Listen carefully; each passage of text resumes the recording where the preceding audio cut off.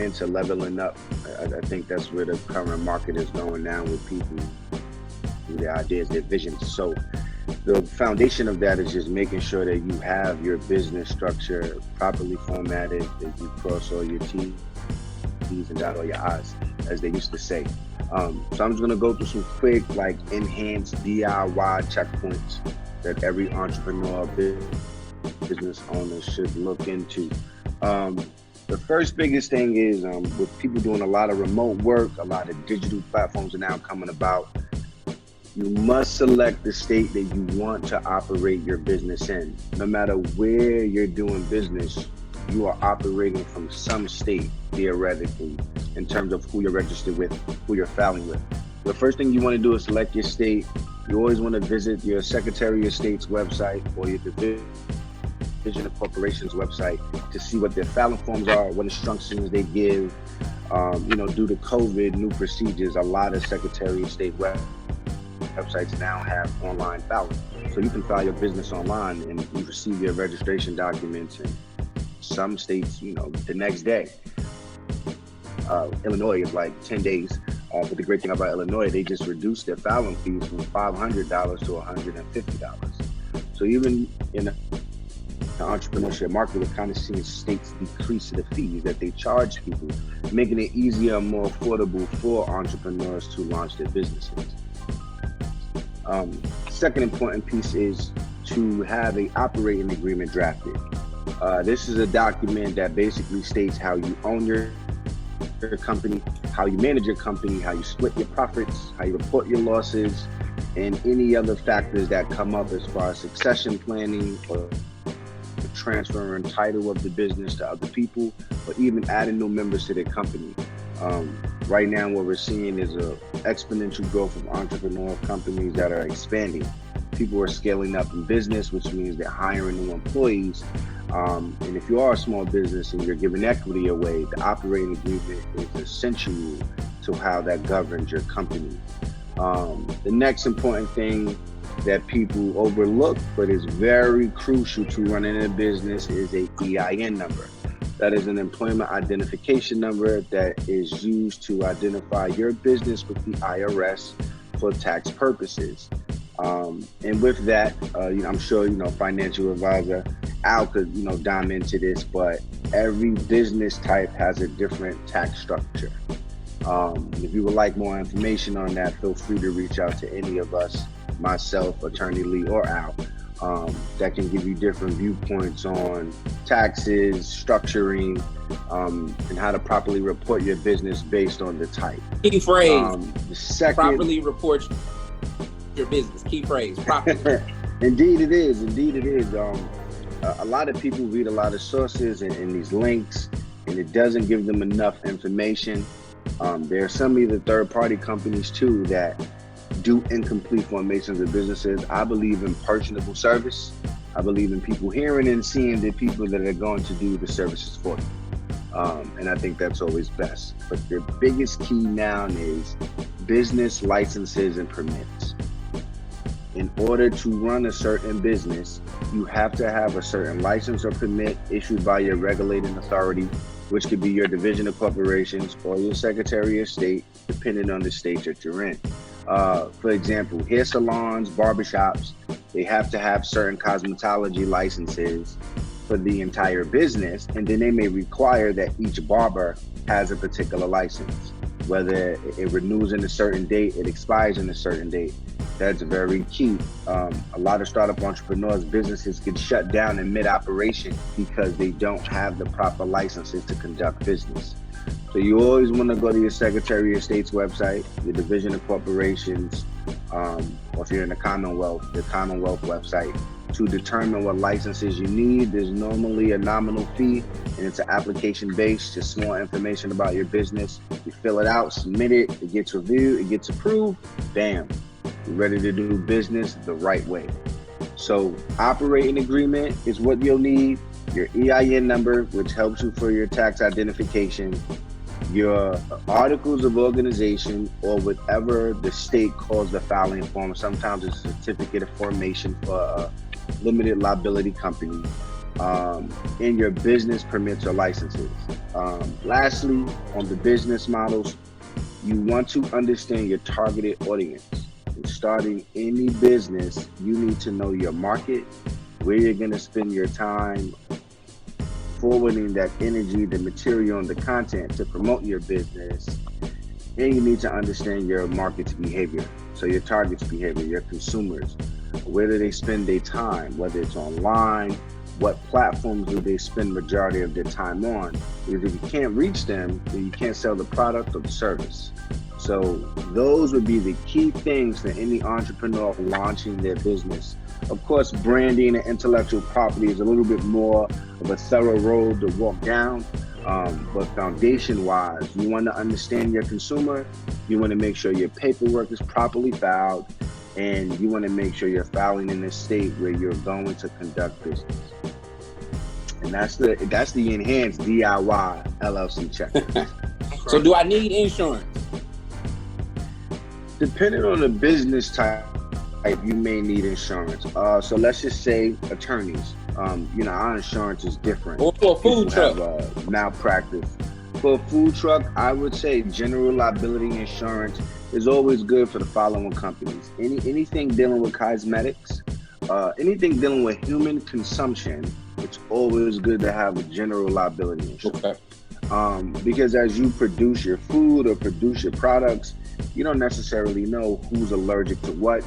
Or, as they say in the legal world, the eggshell doctrine, you find them as you keep them. If a person has some conditions and your product or your service exacerbates that, you're now responsible for all of that. So I would say anything that deals with human consumption, applying any goods or materials, contents, especially if it's chemicals, I would say those business types need to have a general liability insurance. And the premium is fairly affordable. Some companies actually price it based on the size of your business, the nature of your business, the amount of volume of sales that you generate. So I think it's doable for every entrepreneur, right? I think it's definitely doable and affordable, especially starting out. And of course, as you scale, an insurance premium probably won't be that much to anyone. Right. Okay. Okay. Brother Mack, I had a question. You touched on something earlier, and I had a conversation with someone I know personally about a while back. Okay. You talked about intellectual property, and I know a young lady who had built a kind of a pretty good, decent small company, and was approached by someone who wanted to buy her company, and she was kind of under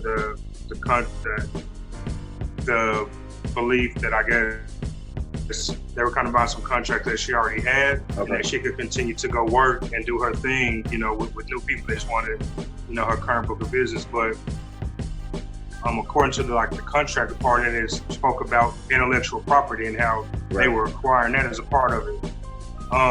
Can you talk about what intellectual property is and if it's important to protect it, or kind of what that really means? Sure. So intellectual property overall is basically a body of creative work that falls into the form of a copyright, which deals with works of authorship. If you write a book, if you write a manuscript, a screenplay, anything that can be reduced to a tangible medium that you're writing is normally a copyright. The other form that intellectual property plays into is what's called a trademark. A trademark can represent a logo or phrase, which basically relates to the services or products that a business offers, right? So when we say intellectual property, that does not represent everything. That's just the umbrella for the different things that people can attach their rights to. The most common one that we see in the world is trademarks. You see logos on shirts, merchandise, like we spoke about, your Intermix mugs at some point are going to be intellectual property to you. So you'll see these different forms of intellectual property, but they get protected different ways depending on what it is. The most common is being the trademark, which is the logo or a word mark, and that's one that people are not most familiar with. But a word mark is just a set of words that are phrased or designed in a certain way, but it's not a logo, just to reference a service or product that someone is offering And of course, your logo was your stylistic, customized element creation to represent your business. But those are the two biggest So it's kind of like frameworks inside of intellectual property. That's kind of like when they stopped LeBron James from doing Taco Tuesday. They wouldn't let him trademark it. Right. So Taco Tuesday, I think T-Mobile was one of the owners of that, or someone else. But Taco Tuesday is probably their trademark, or actually their service mark, because a service mark is similar to a trademark. It's just when a company offers a service and they create a name and it's affixed to that service. So you'll normally see the small SM near the word, or TM, either one. But that's probably why LeBron couldn't do it at that time, because someone already had probably filed and registered and was approved for that trademark that associates with their goods services. Long road to take, but likelihood of confusion is like the biggest thing in the trademark world. The whole goal of trademarking logos is to prevent people from confusing one brand for another. So basically, people don't live off the goodwill of other brands that they didn't help build or develop. Right. And that could have been in that case as well. Taco Tuesday is really common, is really known, right? And if LeBron, theoretically would have came out with Taco Tuesday himself, now the consumer market may be confused as to, well, which Taco Tuesday am I following? Is it the Taco Bell Taco Tuesday? Is it the T-Mobile Taco Tuesday where I get free tacos from my app at any, Mexican restaurant that they have a partnership with? Or is it this new LeBron's, Taco Tuesday? So trademarks help prevent the confusion from one brand to another. Cool, man. That's definitely a big gem, and I don't think a lot of people know how important, especially for small business owners, how important or how key that is in terms of intellectual properties and trademark and service marks. A lot of people have these unique things and ideas, and they just start making and putting out there. And it sounds like that can kind of be the lifeblood of your business if you don't protect it right, or Yeah, definitely can. I've definitely seen cases where people lose everything. They build this mega brand and then it's gone because they sold something and didn't understand what they were selling. Yeah. Right? And so you put your blood, sweat, and tears into something, you want to keep it. And even if you want to give it away, that's fine too. There are people who do another form of intellectual property is called licensing. So if you own a mark or a brand and someone else wants to live off the goodwill, you can license them certain rights to use that mark, that service mark, that logo, and you can still use it. It doesn't affect you from using it. You're just giving them a license to use it as well. But you give them certain rules and provisions, that limitations. You may say you can't print it on black shirts, or you can't put it on, you can't put it on purple business cards. People have some funky rules, but that's how the licensing game is. It allows you to use someone else's content without really taking their ownership. They're just giving you the ability to live off the same goodwill and the buzz of the brand, so to speak. Word. Wow, okay. That's a mouthful, man. I didn't know. Lee, you got some follow-up with that? Or? No, I was going to say, so would you recommend that I know some of the stuff can get pricey, right? And you did your list, but you didn't list like getting a trademark. So is that like number 4 or 5 on the list, like of importance, or how important to a small business owner on a small budget? Right. We trying to make $1 out of 15 cents. So I mean, do I need to? What's it?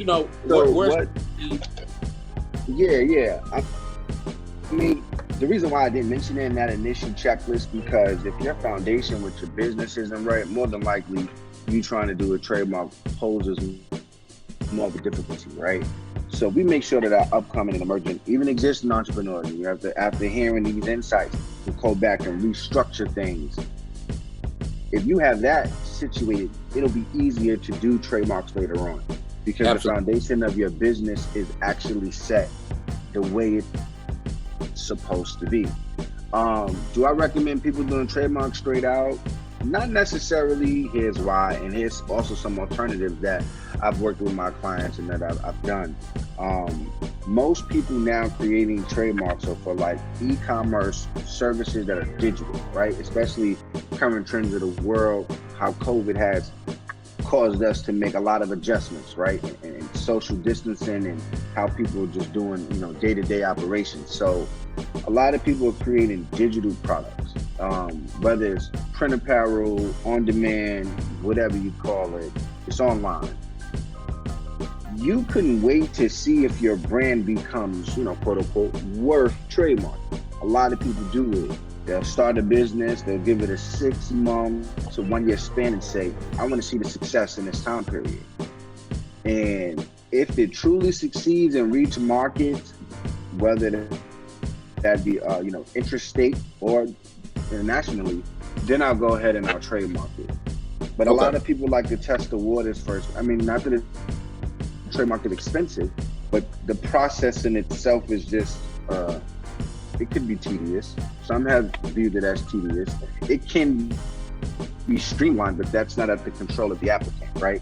And so people in patience always don't mix. So, you know, people say, hey, I want to trademark it, but I don't even know if it's going to make a lot of money yet. Let me see.